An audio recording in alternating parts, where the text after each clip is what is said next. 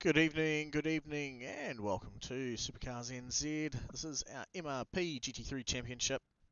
This week's sponsor, Herbal House. Big thanks to them for jumping on board this awesome racing series provided to us by iRacing.com. GT3s tonight, Magny Cours, round 11. One more week to go of the championship before a winner will be decided. Speaking of potential winners, we've got one of them in the broadcasting lounge tonight. He is unable to see out the end of the series. Mr. Stefan McCartain, welcome to the Beanbag on the Floor. How are you? Yeah, good man. Yourself. Pleasure to be here. Nice stuff. And your duties for tonight consist of keeping Corey and I well supplied with alcohol at request. You may hear a little bell jingle from time to time, and that'll be your cue to get up and grab those for us. No worries, mate. I'll just throw them over the island. Very good, very good. And Corey, I know you're hot on it, ready to rip and roar for tonight. We've got round 11 of our GT3s, about 15 cars out there ready to go and do some laps around Magny Cours. Your first time seeing the track, I believe. Yeah, I brought the track today and tried to cut a lap when there was not many people on the server earlier and failed miserably. Yeah, no racing lines, of course. You've got them turned off. Bit disappointed in that, I think, to be honest. We've got to try and keep people on their toes. Stefan, you're one for being usually at the rather pointy end of the field. What's your go around approaching a new track? What do you go through systematically, and how much time would you actually invest into learning a new track to warrant yourself trying to keep on that P1 position?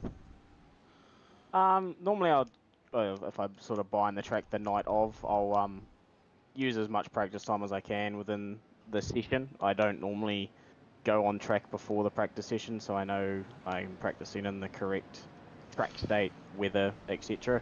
Because especially on a track like Magny Cours Turn 2, this big sweeping right-hander where the cars are going through, when it's 50 degrees it's near impossible, but when it's 22 it's flat for 3/4 of it. So I don't personally do practice before a race unless it's in the session itself.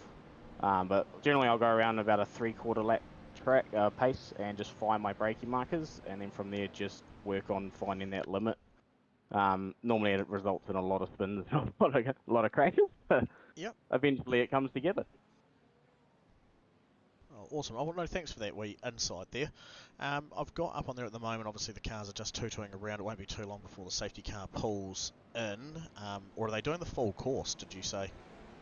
It's a full course. They're just coming to the turn 4 hairpin now, so I've still got about half the track to go.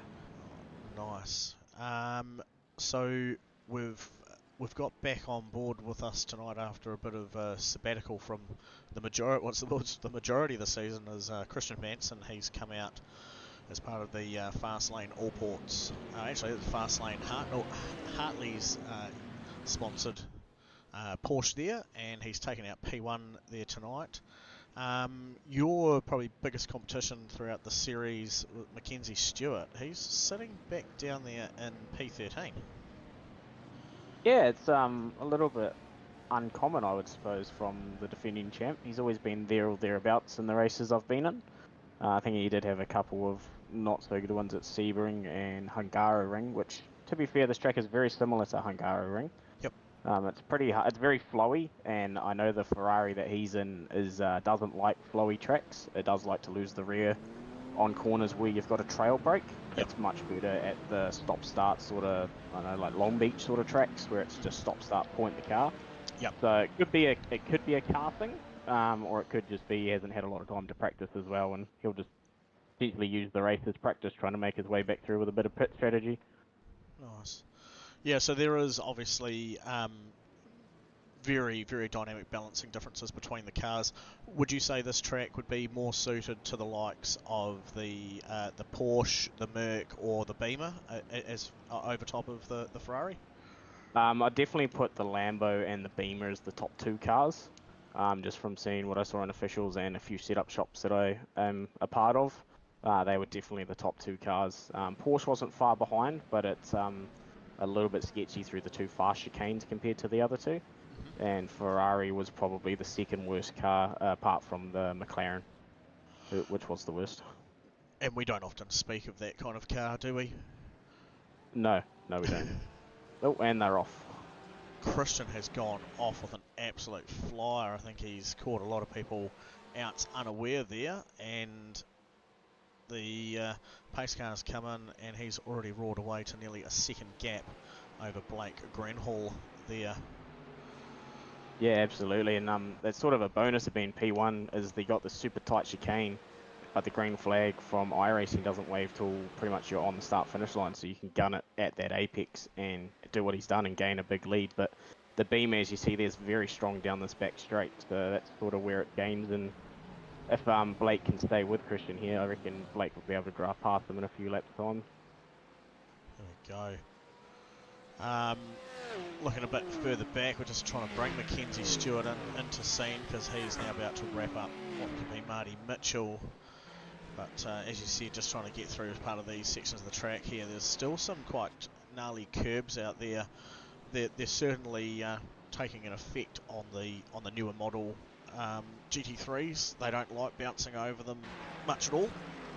No, I think we can both attain to that from Fuji with the sausage curves at the last sort of sector there, and very similar here. If you go past the red curbs, you're hitting sausage curbs, and yeah, these cars do not like them. In particular, probably the Ferrari and the Porsche are the worst for their damage model. I don't know if it's just where their engines are placed, and that sort of affects that more than say the Beamer, but they definitely do not like the curbs. As Mackenzie's going to make a really good move here on Bill, or is Bill going to give it to Bill? No, Bill's going to hold around the outside. You wouldn't often see it because of your regular placement up towards the towards the front of the field, but I do certainly challenge you for next season. Well, more so for being the fun series through the summer series I'm going to be doing. It's not as serious as our regular series seasoned racings, but get out there and have some racing alongside Bill. He's a really hard contender out there on track. He makes things interesting, not difficult, but interesting. He is like there, making the switch back there on Marty. So he's keen for a move. That was probably a wee bit late in respect to Bill. But that was the timing. It was the timing. The commentator's curse, making me sound like he's an average driver. Did that happen on Tuesday? Was he one of the ones that you caught out on Tuesday? No, that was Scott McKenzie, who I made fall down from about P4 to about P19. Well, let's hope Scott has a better race today. Yeah, I'm planning on not clicking on him at all, really. As we talk about Scott, and he's out there on the grass in the background. Oh no, it wasn't. It must have been his teammate Steve Arthur Misfits taking a bit of a fall down the order. But no, yeah, Stefano would be quite cool. Just have a bit of fun around Bill. He tends to make the car twice as wide than what most other people can. He isn't one to give up, up a line, but he won't, he doesn't make it awful. As you saw, he will race his line, gives just enough room, and if you want to try and go for it, you can. If you think that it's going to end up in chaos, well, you're probably the best one to know, and he certainly will know, and he'll be the first one to tell you over the radio that you made a dumb move. Yeah, I mean, it sounds fun. Yeah, hopefully I'll be back for that fun series, and I might do a few from the back and see what happens.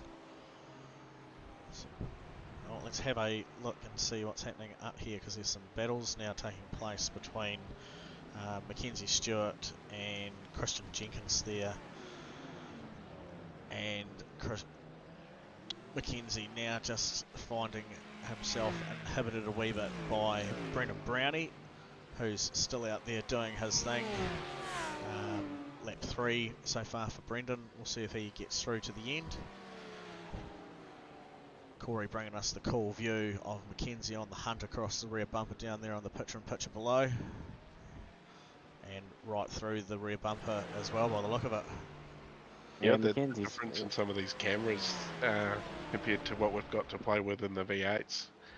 Obviously a multi-class, multi-car class of cars out there.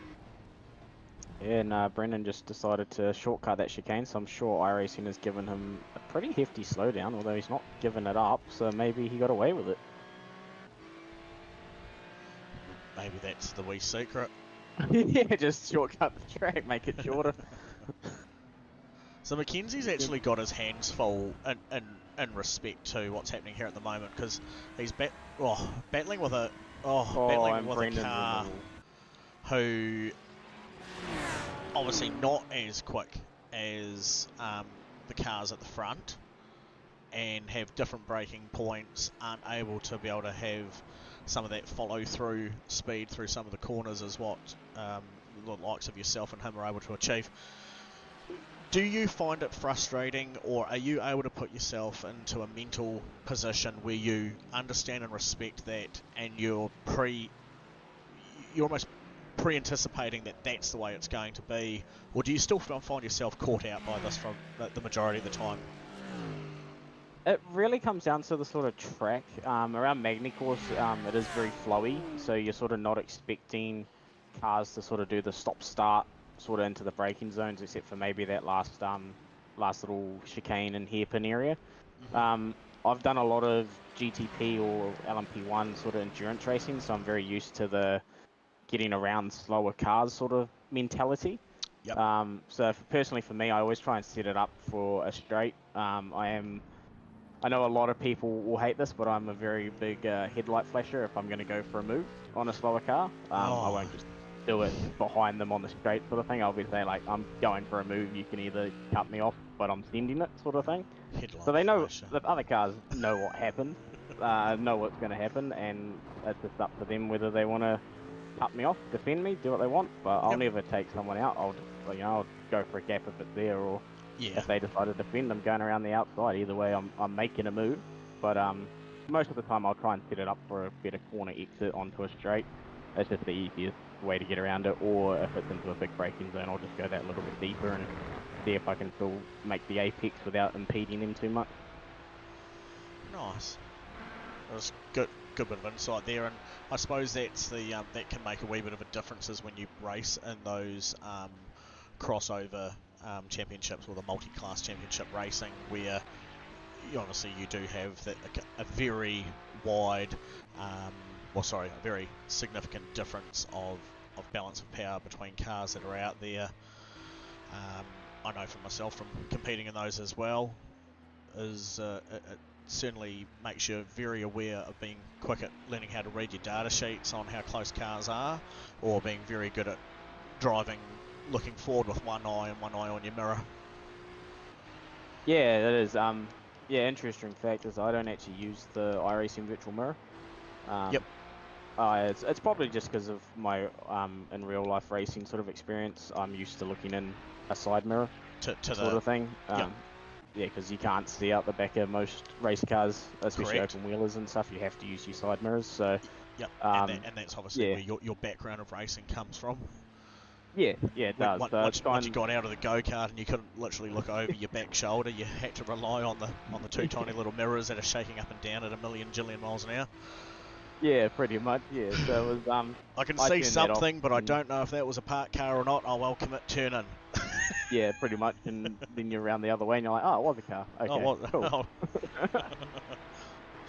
But yeah, so I don't run the virtual mirror. I just rely on sort of my own sensors and stuff, and I use the iRacing spotter to sort of let me know when he's alongside me, or they are alongside me, and I'll just sort of go from there. But, so not a big one on using race labs to help look at like having like because obviously we've got the ability to have an on-screen radar and bits and pieces like that. Anything that you've tried using them in the past but don't like using them, or never really gone and looked at trying to use them? Yes, I have used K-apps before and their radars and stuff, and same with race labs, but I just found it too inaccurate in terms of where the actual car was, where they're calling it. Correct. Yeah, because they'll say like car right, but he's got maybe like a centimetre of overlap, so you'll leave a car width at the apex sort of thing, expecting a car to be there. Yes. But all you're actually doing is hindering your exit onto potentially quite a long straight. So I sort of went away with them. And again, like you said, relying on your own mirror setup and awareness of where they were before coming into a braking point and corner. Yeah, exactly, and just using sort of the knowledge I have and stuff and doing that. I do use iOverlay now. It's a free overlay just for relative and leaderboards and stuff, which gives me all the car in front's last lap time, average lap time, all of that sort of stuff, which is mainly used by endurance racing for my team. Yeah. Because that's sort of what we specialise in, so it just allows us to see your average stint length, how long the car in front's in the pit lane, how long the actual stop was, whether they took tyres, all of that sort of good stuff. Which just makes it a lot easier for endurance racing when you're trying to plan a strategy over a 24-hour race. Yeah. Oh, that's good. Oh, it's been awesome having you up in here for a chat and be able to bounce some bits and pieces off. I feel like you and I are quite similar, except you're just more talented. Yeah, maybe. Oh, so humble. Anyway, back to you, Corey. What have you seen out there? I'm sick of talking to him now. I'll go get a drink. Well, it looks like Christian's and Blake are sticking together. So Blake's still hanging in there. Yeah. It's good for points. Meanwhile, Mackenzie Stewart has managed to move up 7 positions, up into 6 now. That's pretty good. Is there any way I could see the gap between the cars, by chance? At your request. It's just interesting to see if how far Mackenzie is behind the. Oh yeah. So the way Mackenzie's tracking, he's probably going to catch Peter in the next sort of 5 or so laps. So there he is, sort of a second back. So that's the interval So, gaps there. I see about speaking a bit at a track like this. Yeah, so he's definitely gaining on the top of P5 and 4. P3, 2 and 1 seem to have sort of ticked out a bit from everyone. In particular, Christian and Blake there. Well, the funny thing is he's actually done the same best time as Christian Hermansen so far, with a 1:38.09. Previous lap, Hermansen did a 38.49, and Mackenzie did a 0.39. But that variation on the car he's gaining on, who's just done his fastest lap the lap before, the same timed lap as Mackenzie, he's done a 38.7. So about 3/10 of a second a lap he's currently gaining on Peter Vanderberg at the moment in front of him. Oh, that'll make it very interesting because Magny Course is a very difficult track to pass if you're only just slightly quicker than someone. He's off. Oh, almost in the commentator's curse spot. Yeah. And you're like, yeah. how do I do that again? Yeah, this What we usually do is we find someone else to watch, like Thomas McCall, and then you start talking about Mackenzie Stewart. Where is he? P6. He stopped almost a second from that little wiggle he had there through that past chicane. So you can see the 3 cars in front of him, which would give him a podium position, which would give him the championship regardless of next week's result. So I reckon that's his goal. If he can get the podium, he'll just try and do that, I reckon. Well, good. Well, I mean, I'm not going to say too much. I mean, because he's certainly pushing hard at the moment. I mean, there's still another 30 minutes of racing to go. There's a pit stop still to be taken to take a minimum of 2 tyres.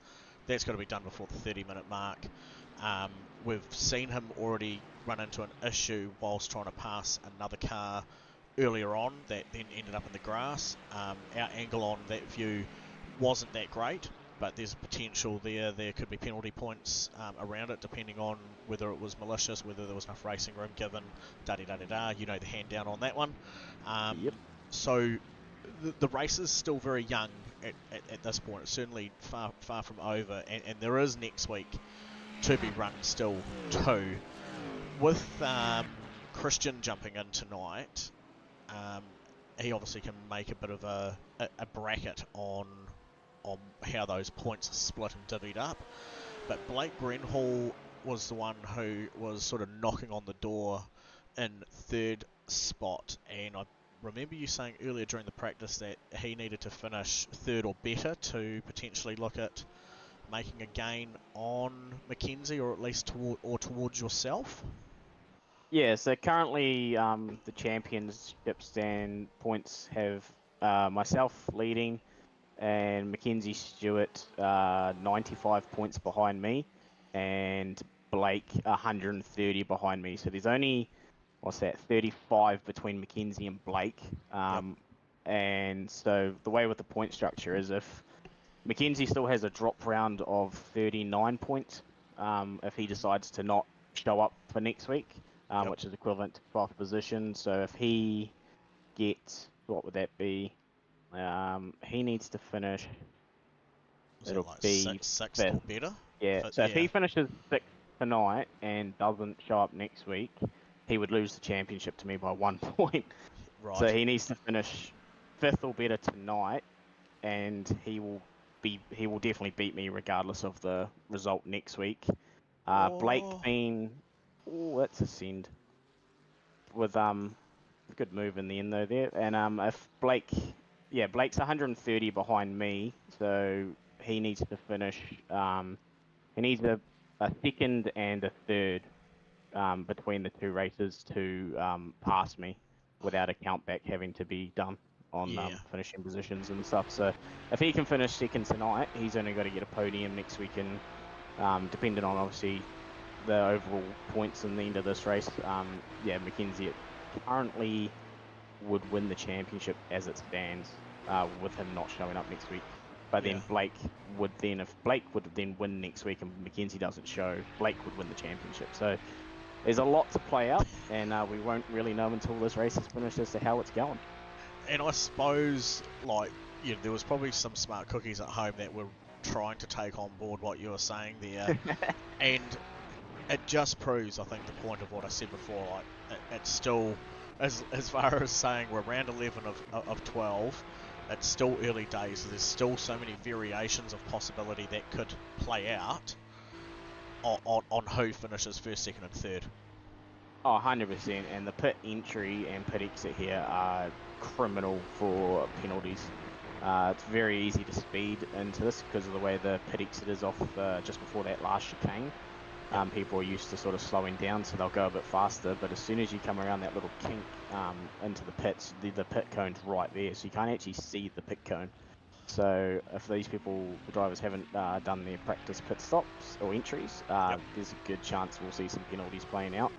And with the exit going around, as we see on board with right off here, it's quite easy to hit the grass either side there, and you got to go all the way around this bend with at least 2 cold tyres without going over the right or left lane. So it's not easy. Yeah, it's definitely not easy to do this, as it looks like Christian and Blake might be in the pits. If that timing tower is correct, I could be completely wrong. No, that would indicate, I believe, that either of those two cars had probably had a moment where they were close to being at like full lock, I believe. Ah, right. Okay, good to know. Actually, there was a positional change there briefly between Blake and Christian. We can have a quick look at that. It only lasted all of a couple of seconds, but it was worth something. So Christian's must have done something. Oh, he's blinked out. That's what's happened. He's blinked out and then reappeared down the track. There we go. Yeah. Well, that is another thing to chuck in as well, as everyone's internet connections might suddenly be pulled, so... Yet that is a very real, very real fact. So just have a quick look. So Michael van der Haas there doing his pit stop. He was sitting in P4. Right off Jenkins had done a 13.65 on his pit stop, and Michael has done just over a 14.07. Oh, that's going to be close to over the line there. That's going to be very close to an unsafe pit exit by iRacing standards. So you can see the battle heating up here. Mackenzie Stewart is now closed in onto the back of Dan Turner, and Dan Turner, we have to make a shout out to him because he was the one who's brought us the contact for Herbal House, who's our race week sponsor, herbals.co.nz. On Tuesday night, the business owner Matt actually tuned in for the stream, and the feedback I got from Dan was that he was very appreciative of us for the night there, Corey. and Shane, I know you'll be listening a bit later on, but very appreciative of the effort we put into the stream work and covering all the bits and pieces throughout and giving them shout outs from time to time. I think it certainly worked in their favour that I had a wee nana moment and forgot to do the prize giveaway during the race by the winning wheel, but I think in retrospect, thinking of it later on, it was probably going to be a bit challenging to do that, and I think the Wednesday night prize giveaway that we did probably held more value for them. So Yeah, well, they got a whole sort of 10 minutes of fun for us. You know, the Wheel of Death did its thing. yeah, there was like 26 minutes I think in the end, so that was a heck of a thing. Yeah, well, yeah, it's Herbal Stock Code on NZ, Kiwi owned and operated. Served over 70,000 Kiwi growers. Here we go. Really good at making your tomato plants stand out from the rest. Yep, good, fresh, juicy tomatoes. Looks like Mackenzie's kind of struggling with that chicane. He's just had another little wiggle going through it, so maybe the Ferrari doesn't quite like those fast-flowing chicanes. By the look of that. Again, it could really just come down to how hard he's been hounding the car through the race as well. Obviously, we've been seeing him do that a lot. You know, he's making his way through from P13 now up to, well, it's P4 at the moment. He's certainly been working them hard. Would you, coming into the pits shortly, well, sorry, within that 30-minute marker, if you were in his position, would you, with that car, oh gosh, that caught me out something wicked. Would you be considering changing like 3 tyres, like the fronts and the loaded side, or would you just be still going for the loaded side only? Timing wise, taking 3 tyres over 2 with 15 minutes left to run at that 30-minute mark. What's your sort of play through if you were in his position, pushing as hard as what he has? Mine really comes down to the behaviour of the car. I'm not a big fan of taking lefts or right because it changes the imbalance under braking quite a bit for these. Yep. So at a track, for example, like Interlagos, when I was battling with Mackenzie and Rehan, yep. I ended up taking rear tyres because I wanted to get better traction. The Lambo did really struggle there for sort of rear traction, but it allowed the car to be really, really pointy still through the sort of turn 3 left-hander and up through the hill sort of thing. Nice. At a track like this, being in the Ferrari does like a bit of understeer, so I would probably be changing the rears on it, trying to get the traction, but for those first few laps out of the pits, it'll give you more turning than you're expecting. Yep. So it'll probably make the car even quicker through this sort of the last sector where we're coming up on board with Blake. You just be able to point it and gas it while the rears are cold and grippy sort of thing. Yep. Have that commitment to know that you can punch it and it's going to do what it needs to do rather than slide around or just drift wide. Yeah, 100%. Yeah, I'm always much more of a fan of a car that has really good rear traction. I don't mind a little bit of understeer if I prefer understeer than oversteer personally, which is probably not common for a lot of people, but that's just the way I drive and stuff. I sort of feel I'm in the same camp with that. I think the first car that I went to started racing with an iRacing under the GT3s was actually the Audi. Then I changed to the Z4, and then after that it was Lambo for nearly a whole year, and then I changed to the Ferrari, and that's sort of been my go-to car since. Even now with the change to the new 296 over the 488. Yeah, 100%. Yeah, I've always been a big Porsche fan for the GT3s. Unfortunately, I think it was about 3 seasons ago they really nerfed it, and it was just not drivable under anything. Yes. So, yeah, my sort of go-to is at the moment this season is the Lambo. It hasn't been changed, but it just seems to be so competitive. And I just really enjoy driving something different than sort of your mainstream Beamer, Porsche, Ferrari sort of thing that you see in all the officials. So, yeah. was sort of like. I think our other friend who did a wee bit of that, who I don't actually think's here tonight. I'm just looking down through the name list. No. I've just forgotten his name at the same time. Our mate who drove the Ford GT all of last season. Matthew Gerard? Yeah, Matt Gerard. Yeah, yeah. And then he's changed to the Ferrari and found himself to be in a bit more of a new competitiveness rather than trying to drive around that horrid vehicle that iRacing just needs to get rid of. Thank you, Yeah, well, hopefully iRacing, iRacing for all don't- the other cars that you provide to us, but please get rid of that one. Yeah, unfortunately they never get rid of anything. It's there forever. I know. It just some things get forgotten. Yes.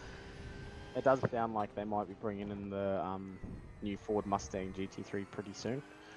I would be happy to vote to see that come in and be interested to see how they go on track. I'm also keen to see how the new Audi that they're toying with releasing for the GT3s as well to supersede the current R8 goes. That gets me hot. That Could- gets me hot. Could Hopefully it drives more like the Lambo and doesn't ever, like, the current Audi's just death at the rear. It's so hard to drive. It's I a love funny it. one because it's a Love it. slightly shorter wheelbase, and it's just you can lean on it, and then all of a sudden, no. Whereas Yeah. at least with the Lambo, you can lean on it, and it gives you that gentle reminder, the elbow under the rib, and it's sort of like, can you stop now? And you're like, oh, okay, all right, then you can have that mutual understanding. Whereas the Audi is, I don't know, a bit more like the Doberman on cocaine, and he's just like, death. When you nail a lap in the Audi, it is a great feeling. Yes. Oh, 100%. Yeah, it sounds like they might be, they're definitely releasing the Audi, and they might be bringing in the McLaren as well this season, in the next season build, McLaren 720S. I'm just going to bring something up quickly and see what you think of this.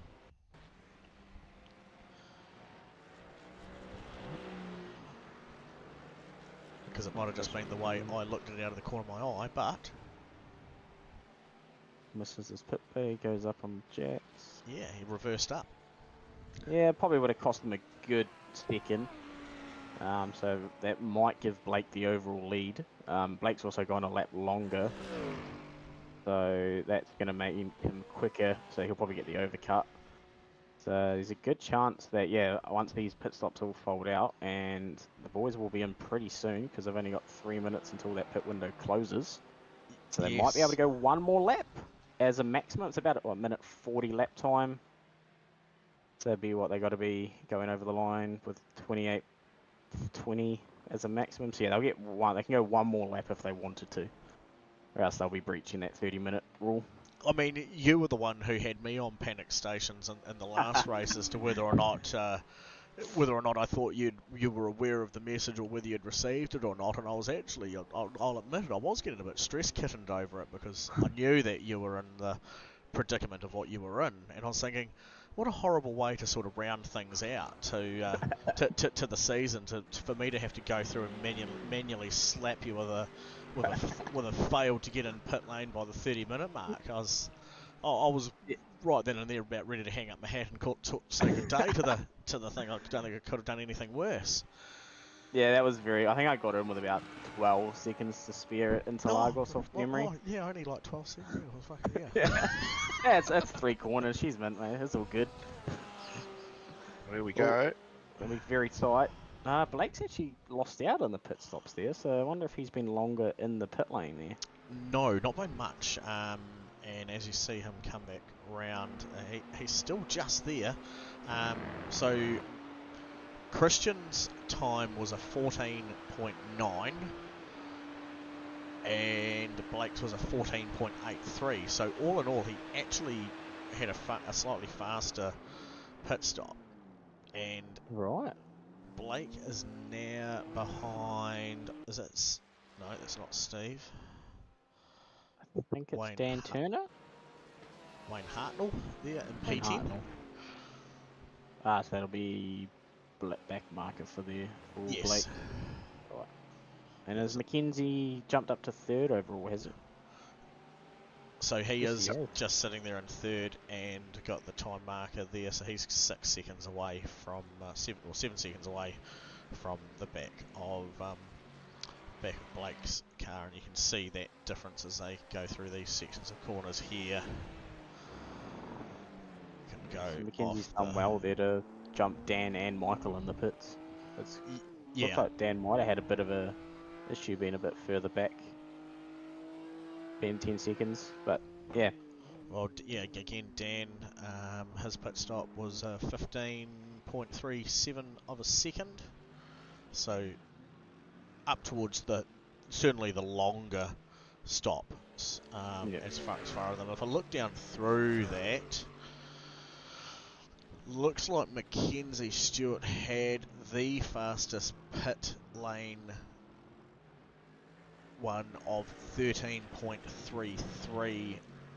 Actually, Thomas McCall at 12.77, but he stopped pretty early on, so 13.33 for Mackenzie Stewart and a 13.65 for Rodolph Jenkins. So he was certainly well and truly cutting things fine. I'd be interested to know whether or not he's taken enough gas to run through to the end, or whether he's just gone, nah, the tyres are done, I've got to get going and get gone. I think he's normally pretty onto it. I think he'll have enough. It's there's a good chance when he was sort of in that train of 4 cars early, he might have been able to just save that little bit of fuel, which has mean the overall that he can put in, you know, sort of 2 or 3 litres less, which is normally about a second and a half in the pit lane, Yep. roughly. He's giving good old Wayne there a bit of a headlight flash when he's nowhere near him. Please let me go. I think he's probably send it up here on the inside here on Wayne. Yeah, he should get the move done nice, and Wayne's giving him plenty of room. He gave him pretty much the whole shopping cart with it there, didn't he? Yeah. With the receipt. Yeah. But that's good. So Blake's still been able to claw back a margin now on Hermanson. He's come right back. He was 2 seconds out of the lane, so maybe he's just tyres have come up to temp and he's feeling it. Blake will certainly be feeling it. He's I'm pretty sure his best season finish in the past has been P2 as well. So if there's an opportunity for him to go out there and score some more P1 finishes and take overall championship name, he's certainly in the hunt for it. I've always referred to him as a bit of the dark sheep amongst the drivers, and he used to laugh about it, but now I think he just realises maybe I am pretty quick. He's so into it, he's got an ice bath now. Yes. Yeah, being all fit and healthy, he went and got himself a chest freezer and filled it up with cold water. I don't think I could physically do an ice bath. No. Certainly not for Corey and I living down Hashtag south. shrinky dick. Yeah, it's cold enough down here for us as it is. An Yeah, ice bath same is here. just an ice bath for us is just getting anywhere near the local beach, I think. It's just when it rains, you walk through a puddle. Yeah. It's normally I feel that. sideways. Yep. I feel that living next to the Mount Taranaki, it's very much similar. Well, I think the thing was you know, when the ice bath challenge was well, you know, the ice bucket challenge was out a few years back. I went and did one with a friend of mine who was living on a dairy farm, and of course we did it. You know, it was pretty much midwinter. It was an evening, 6 o'clock at night. Just had a feed of barbecue. You know, we're all nice and toasty and warm. The water that was iced once tipped over me was obviously a sudden shock, but the outside temperature was still worse at that point in time. So after the initial cold, it was about 3 minutes later, I was actually feeling quite warm and comfortable again. Nice. Yeah, I'd never got into that. Frost on the ground by 5:30 in the afternoon. You know it's warm outside. Yeah. Picked a great night for it. Yeah, absolutely. This is an absolute hummer that Blake's bringing to the table at the moment. I was almost wondering, and I didn't want to toy with the wording of it because I know Christian is fast, and I don't think it's in him to to do it, but he is obviously a teammate for Mackenzie Stewart, and whether or not there was a likelihood that he might be just slowly trying to. There we go. There was a red one there, round. and a Oh, round he's round again. I was just wondering whether or not Christian might have been slowly trying to hold Blake up a wee bit to close that margin down. So he actually he's only dropped one position currently, Mackenzie. Fallen back a number of seconds, but he has got Dan Turner for a spot hard on him, and those tyres will not be very happy with him at the moment after going and doing those roundy rounds. No, definitely not. They'll be pretty warm at the rear there, so it might be a little bit slidey coming into this turn 2-3 complex, but yeah, it's I'm gonna guess he's probably hit that curb a little bit too hard, as we've seen him earlier, and it's finally rotated the car.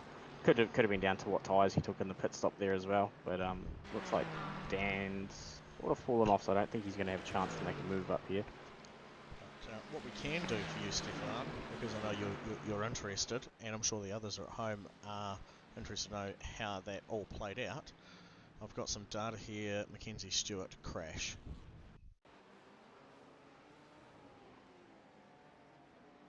Same part of the track Yep. we've seen him having troubles with earlier on. It's a little bit too much curb or speed for that curb, and yeah, around it goes, which is sort of where the downfall of that Fez is. It's just doesn't like the flowy parts of the corner where you've got a trail break or over sort of curbs and stuff.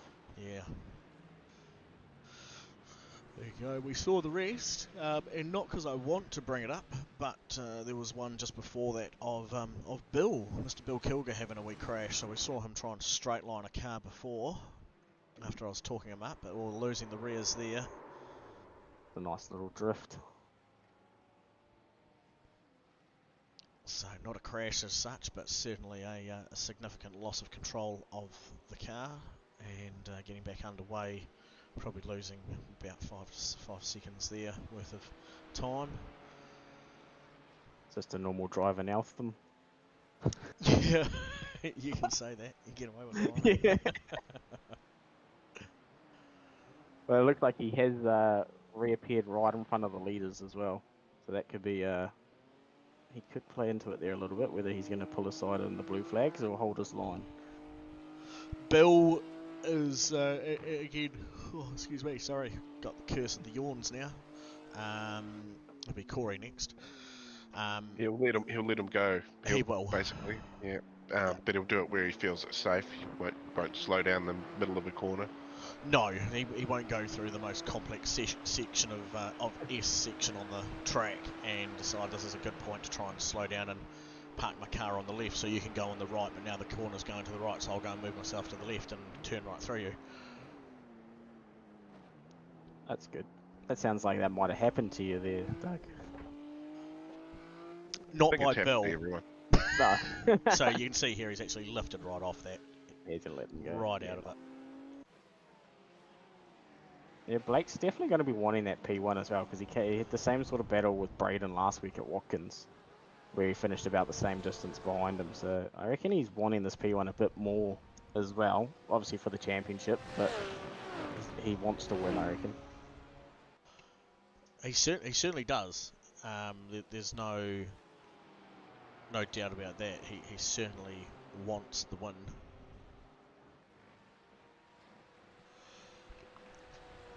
That Porsche is so good out of that corner, and then the Beamer pulls it down the straight. I've done pretty good iRacing with the BOP this season for the GT3s. I think it's only really the Audi and the McLaren that are sort of out of the ballpark. Out of touch here. Yeah, everything else you can sort of, they have their strengths and stuff, and obviously with the being locked into a car in the series, it makes it a lot better than everyone just driving the meta car each week. That's Makes it good that we can actually see a bunch of these manufacturers out here, and everyone, it seems like the Beamer's coming strong at the second half compared to sort of the first half there for Blake of the season, and the Porsche, Christian was always there or thereabouts when he was racing in the first few rounds. So he was, yes. Yeah, seems like that's been pretty good racing for all the cars, and yeah, it's good to see so many out there.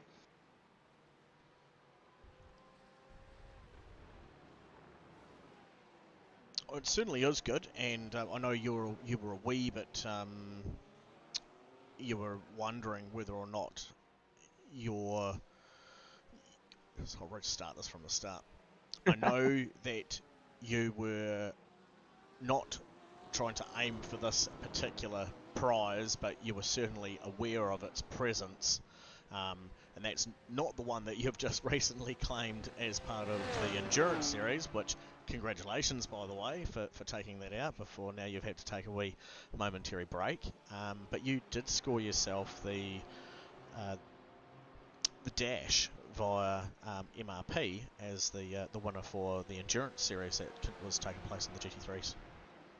Yeah, no, it's oh, first thank you, and yeah, no, it's awesome from MRP to put that up as a sort of a championship within a championship as a prize, because it's pretty cool dash, the DDU 800. It's really cool, so I'm looking forward to that.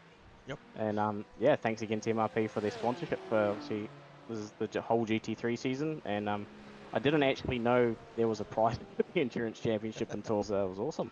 Pleasant surprise while you were doing some homework. Yeah. But the other one was obviously MRP is putting forward $500 cash to one lucky person who's competed throughout the GT3 series and has completed 90% of the championship. Now, I can let you know, and it will be made common knowledge via Facebook. You would assume at this point you're out of contention for that, correct? Yes. Right. So you're wrong. Oh. You're still in with a chance, and I'll explain how that's worked. Okay.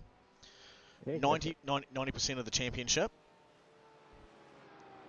you have to have competed in. That does not include the 2 drop rounds. Ah, right. Okay. So the 2 drop rounds of the season, that's a given for everyone, because we appreciate that not everyone can make all the races anyway. Yeah, 100%. So we put that 2 in as a buffer, and it helps tidy and clean the points up along the way. So 90% of the rate of the championship is only based on 10 rounds. You were able to complete 9 out of what's essentially the 12. So drop 2 plus the 1 of the 10 makes 90%. Yeah, I'll take it. I'll be in the draw. So you're still in for an opportunity to take away that $500 cash prize, just as much as I think when I looked through the list, there was one driver who's been to every single round so far, and that was Christian Jenkins. This man here. Fellow Lambo driver. Yes. And everyone else had at least, there was about, I think, 4 cars that had dropped 1 round so far at that point already, and then there was about another 7 or 8 cars that had already dropped 2, so they needed to take place in tonight's round and next week's round to still be eligible. So the potential with there being only 15 cars out there racing tonight, I think it was maybe 16. They, of course, obviously from the ones that finishing the racing, we're only looking at potentially doing a draw out of about 12 or 13 cars. Well, that's pretty good odds for everyone there, really. It sure is. That's a good prize, yeah. It certainly is. And I think we managed to come up with a really cool system of how to work out that those particular winners for those prizes, because all ports have also put up one for the V8s. They're putting up a $500 cash prize for the series as well. That'll be drawn between our Div 1 and Div 2 championship contenders. So there's obviously a large pool of drivers that it's got to filter its way through. But on Wednesday we did the tribe has spoken, last man standing, deleted from the Wheel of Misfortune whatever you want to call it. The Wheel of Doug. It's wheel- got to be the Wheel of Doug. The Wheel of Doug. I can live with that. We've got Cours box, and yeah, the Wheel of Doug. Nice. Of course, Okay. that's my box, the little screen there, Stefan. This one. Right. Yeah. That one Yeah. down here. Yes, that's Corey's box. It doesn't refer to anything else. And yeah, okay, Wheel of Doug. That's great. So now everyone who who gets annoyed that they've been deleted will have ill thoughts of me. Cheers, Corey. Decided. Yeah, Wheel of Doug. Go through, delete people off. It was fun actually. I did enjoy it. To find one overall winner. I don't know if you managed to catch the stream for Herbal House, how we did that on. Oh, Christian! Oh, way to finish. Oh. That might even be a penalty as he crosses the line for a slowdown. Oh, that'd be unfortunate if it. Mackenzie Stewart, fastest lap of the race, the last time round, Yeah. 37.66. Yes, indeed. And we will be under white flag as well for these guys who'd crossed the line earlier, as we lapsed 46 minutes now. Blake Greenhall just hasn't done enough to be able to get close enough to be able to warrant making a move. But nonetheless, great bit of racing there for him. But well, for both of these guys. Christian Hermansen looking to hold on to the lead as he comes through the last couple of corners. And that's a win for him. Well done, lad. Very good indeed. Blake Greenhall there finishing up in P2. Michael van der Haas, last couple of corners for him. Come through, running that rubbered line.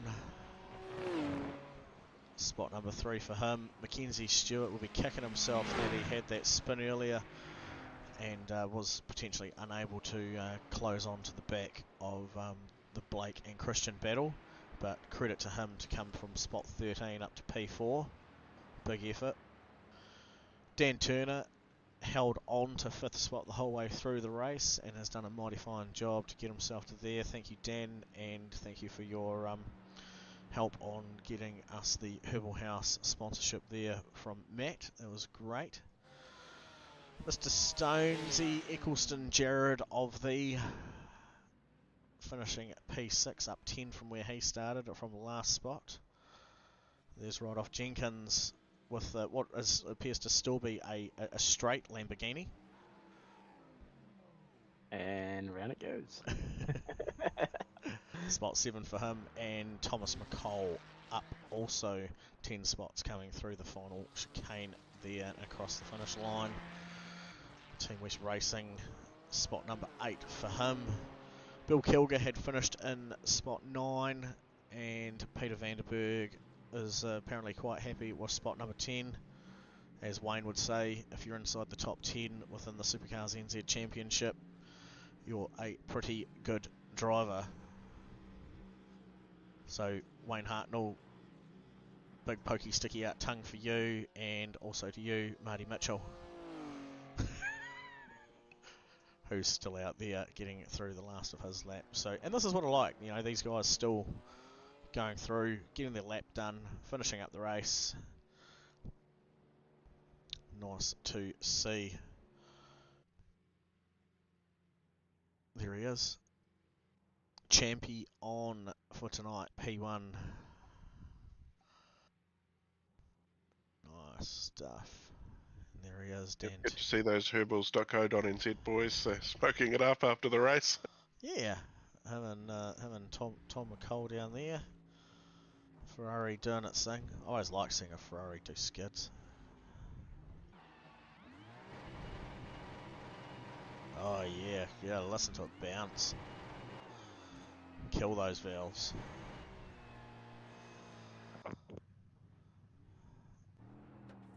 Wayne Hartnell and the Mercedes. Nice. Everyone having a cool bit of fun to round out the night. But anyway, that was round 11 of the MRP GT3s from SuperCars NZ. Again, big thanks to Herbal House New Zealand. You can catch them in on Facebook, and you can also go along to herbals.co.nz. As Corey said before, leading the way in home hydroponics for the last however many years did you say, Corey? Throwing you on the spot one 16, last I think time. it is. Yeah, Yeah, 16 years or something. man, quite a number of people following their stuff and growing really cool tomatoes at home. So if you're into that, Lots of vegetables you can grow through that way too. go and check them out. They've got heaps and heaps and heaps of stuff, and some really good looking products as well. It's been a pleasure, Stefan. Thank you for joining us here tonight in the broadcasting lounge. I hope that beanbag was comfy, and I hope you appreciate that you didn't have to get up too many times to go and fetch the drinks. That was all good. Thanks for having me. I might be back next week for the season finale. See how we go. And next week the round finale is at Nürburgring combined, so it's going to be all of 2 laps done and dusted. 2 laps, a million corners. That's it. 2 laps done and dusted, and there's only about 2 of them that you can pass on as well. Yeah, 100%. So no, great racetrack. There'll be a few boys that'll be looking forward to going and doing that. They do enjoy it. It'll be interesting to see how many numbers turn up for the final race and just how that plays out. Death to all on turn 1 of the GP circuit, and then again of turn 1 of the ring itself. Classic places to see cars facing the wrong way and on top of each other. So it should be quite an interesting one. I won't be here for that. I will be at work watching the stream from there when I get a chance, maybe later on, not quite live. So good luck to those of you that are there. Stefan, it was a pleasure having you here tonight. Corey, thank you for doing your bits and pieces on the cameras, giving us the alternate angles. Shout out to MRP. And from us here, good night. Bye.